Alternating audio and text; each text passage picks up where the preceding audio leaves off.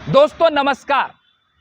जब संसद का सत्र चलता है और विधानसभा की कार्रवाई होती है तो कभी कभी पक्ष और विपक्ष में टकराहट इतनी जोरदार हो जाती है कि बात लात घूसे धक्का मुक्की और कुर्सी फेंका फेंकी तक पहुंच जाती है। नमस्कार, मैं हूं आशुतोष और आप देख रहे हैं टेलीकास्ट न्यूज। जी हां, हम ये बात इसलिए कर रहे हैं क्योंकि बिहार विधान मंडल के शीतकालीन सत्र की तारीखों का ऐलान कर दिया गया है।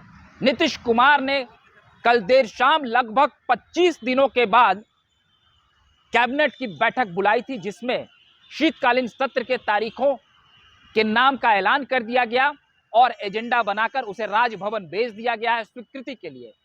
13 दिसंबर से लेकर 19 दिसंबर तक यह शीतकालीन सत्र चलेगा। मैं आपको बता दूं कि बिहार में जब से महागठबंधन की सरकार बनी है, ये पहला सत्र होगा। नीतीश कुमार पहले एनडीए का हिस्सा हुआ करते थे और तेजस्वी प्रसाद यादव, जो अभी बिहार के डिप्टी सीएम हैं, वो विपक्ष की भूमिका में रहते थे। निश्चित तौर पर एक युवा नेता है, नए नेता हैं और काफी समय से वो विपक्ष की भूमिका में रहे हैं। तेजस्वी प्रसाद यादव अब खुद सत्ता में है और नीतीश कुमार को वो आड़े हाथों लिया करते थे, जो बिहार के एक बहुत ही पुराने और दिग्गज नेता, लंबे समय से मुख्यमंत्री रहे, केंद्रीय मंत्री रहे और एक लंबा राजनीतिक अनुभव रहा है। उन्हें काफी साफगोई से तेजस्वी प्रसाद यादव आड़े हाथों लेते थे, मगर अब वो खुद सरकार के साथ खड़े हैं और सामने विपक्ष की भूमिका में बीजेपी है। जैसा कि हम सभी जानते हैं कि बीजेपी जब विपक्ष में होती है तो काफी हमलावर होती है। जब से इस नई सरकार का गठन हुआ है, बीजेपी एक एक कर कई हमले कर रही है। हालांकि जब सरकार बनी तो एक विशेष सत्र का आयोजन किया गया था जो काफी हंगामेदार रहा। उसमें बीजेपी ने वॉकआउट भी किया था और नीतीश कुमार ने भी जमकर भड़ास निकाली थी बीजेपी पर। तो अब जो ये नए सत्र की शुरुआत होगी, निश्चित तौर पर काफी हंगामेदार होगी। बिहार विधानसभा में नेता प्रतिपक्ष विजय कुमार सिन्हा और बिहार विधान परिषद के नेता प्रतिपक्ष सम्राट चौधरी आए दिन सरकार को घेरते रहते हैं, तो निश्चित तौर पर इस सत्र में वो सरकार को जरूर घेरेंगे। और मुख्य तौर पर बिहार में जो कई आपराधिक घटनाएं हुई हैं और कई नेताओं को मंत्री परिषद दिया गया है, इसको लेकर भी सवाल बीजेपी लगातार उठा रही थी। इन मुद्दों को भी उठाएगी और बिहार में बढ़ते अपराध की घटनाओं को लेकर जब वो सवाल उठाएगी तो निश्चित तौर पर शराबबंदी अभियान पर सवाल उठना लाजमी होगा, क्योंकि यह नीतीश कुमार का ड्रीम प्रोजेक्ट रहा है शराबबंदी। और उस योजना को लेकर आए दिन बिहार में छापेमारी, पुलिसिया तंत्र का उपयोग, कभी ड्रोन से उस पर नजर रखना। तो अब शराब माफियाओं को पकड़ने के लिए सरकार, नीतीश कुमार ने फिर से एक आदेश जारी किया है।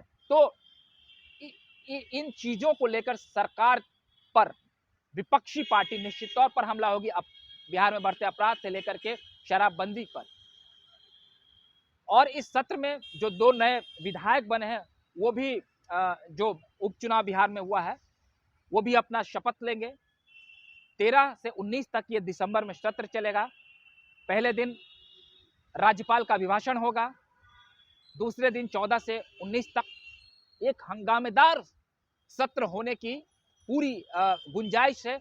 पक्ष और विपक्ष दोनों अपनी तैयारियों में जुट गई है कि सरकार को जिस तरीके से विपक्ष घेरेगी तो विपक्ष के पास उन चीजों का जवाब कैसा होगा। कई विभाग हैं, उन विभागों में जो नई सरकार की उपलब्धियां हो रही हैं, उसमें उसको भी प्रश्नकालीन सत्र के दौरान उसे भी बताया जाएगा। तो इसके लिए भी सरकारी स्तर पर तैयारियां तेज है। और एक बात आप जान लीजिए कि जो महागठबंधन की सरकार में मुख्यमंत्री नीतीश कुमार और तेजस्वी प्रसाद यादव ने जो रोजगार का ऐलान किया है, इतने लोगों को रोजगार दे रहे हैं और कई विभागों में, अलग अलग विभागों में जो उनके कार्य चल रहे हैं, नियुक्तियां बांटी जा रही है। उसके अलावा विभिन्न विभागों में जो विभिन्न नई योजनाओं को की स्वीकृति दी गई है, उस पर भी तेजस्वी प्रसाद यादव सरकार को जवाब देंगे, क्योंकि वो काफी फोकस में रहेंगे। क्योंकि बीजेपी जानती है कि बिहार में राजद का बड़ा जनाधार है और राजद के आज बड़े नेता तेजस्वी प्रसाद यादव हैं। तो निश्चित तौर पर बीजेपी जो है तेजस्वी प्रसाद यादव को घेरने का पुरजोर कोशिश करेगी और इस सत्र में हंगामे होने लाजमी बात है। बीजेपी बहुत आक्रामक तरीके से सरकार को घेरने जा रही है, ऐसा इस बात का आशंका जताया जा रहा है। तो अगर आपको हमारा ये वीडियो अच्छा लगा हो तो कृपया कर लाइक, सब्सक्राइब और शेयर करना न भूलें और हम आपको इस सत्र, जब सत्र की शुरुआत होगी तो सारा अपडेट देंगे। अगर आपको हमारा ये वीडियो अच्छा लगा हो तो आप इसे लाइक, सब्सक्राइब और शेयर कर दें। अगली बार एक नए वीडियो के साथ आपके सामने हाजिर रहेंगे, तब तक के लिए आप हमें इजाजत दीजिए। बहुत बहुत धन्यवाद।